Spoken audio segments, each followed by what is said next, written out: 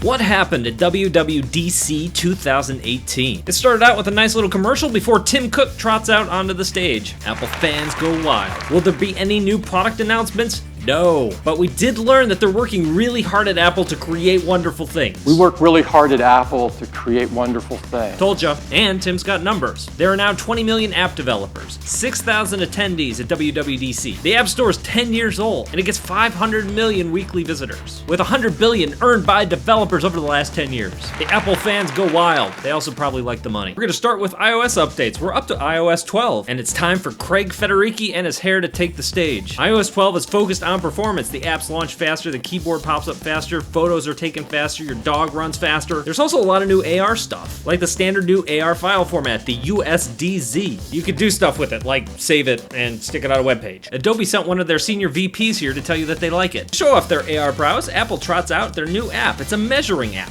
It appears that Apple has invented something called the ruler. Oh, Lego's coming on the stage to do a demo, and they somehow found a way to make Legos unfun. So we should move on to the Photos app. There are now search suggestions. Apple fans go wild. They don't really go wild this time. There's a new For You tab. Turns your photo screen into a Facebook-like experience. It suggests what photos you should share and with who. It's kind of an interesting direction. So what's new with Siri's? Mostly the addition of shortcuts. It lets you make a little action that Siri can execute. And then we get a whole hodgepodge of updates. They added a sidebar to the iPad News app.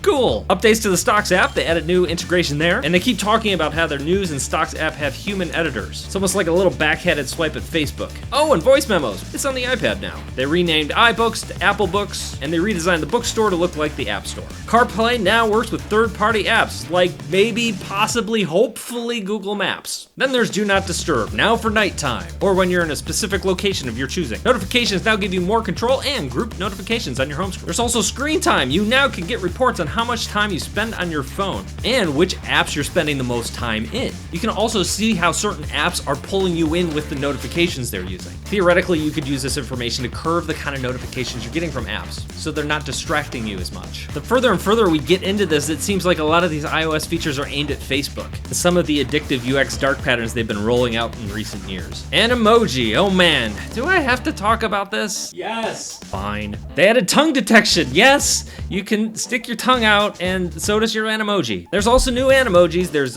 a ghost and a koala and a tiger and a T-Rex and a ghost. I said ghost twice.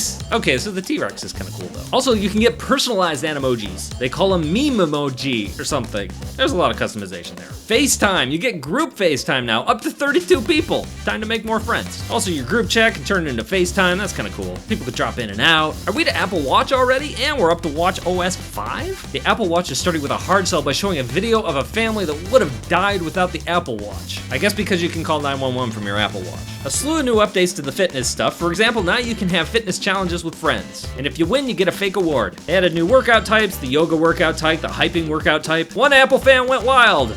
Nobody else did. I guess the big news here is the watch is now a walkie-talkie, and it also integrates with Siri's new shortcut features. They're also adding WebKit to the watch. What is WebKit? It's basically Safari. It lets you surf the web on your wrist. Then they brought out an Apple employee to demonstrate gym kit while biking. You can futz with your watch while working out. You can make a reservation while working out. You can tell Siri to yell at your dog using the new walkie-talkie feature while you're working out. This is all assuming that you bought an Apple Watch for your dog to save his life. Apple TV. They're really pimping the 4K stuff this year. Any movies you already own, boom, now they're in 4K. Dolby Atmos sounds. It's like a 3D sound and it's surrounding thing and there are these waves. I don't know what, it just sounds better, okay? Any movies you already own, boom, upgraded to fancy new sound mode. There are over 100 video channels now on Apple TV. They're also adding cable company apps so you can watch traditional cable on your Apple TV. They're also promoting something called Zero Sign-In. If you're using your cable company's internet service, it can detect what access you have to what channels and what blocks and automatically get you that content. No sign-in required. It just works, hopefully. So what's this year's Mac OS gonna be called? It's called Mojave. The big feature here is they added dark mode. It takes the interface and,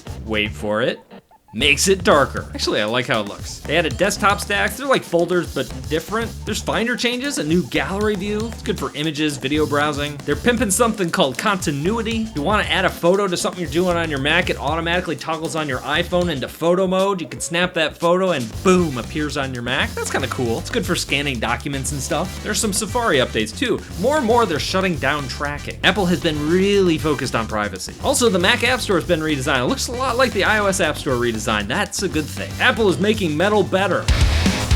Oh no, not that kind of metal. The 3D hardware API metal. Sorry to get you excited. Also, Apple is undertaking a multi-year project. It is adding iOS apps to the Mac. They revealed the new news and home apps, and those are just examples of some of the iOS apps that they're porting over to the Mac, and all of this is going to be rolling out throughout 2019. That's next year, people. In the end, we get a video showing family members of app developers talking about their experiences. This is really designed to make the crowd cry. It is working.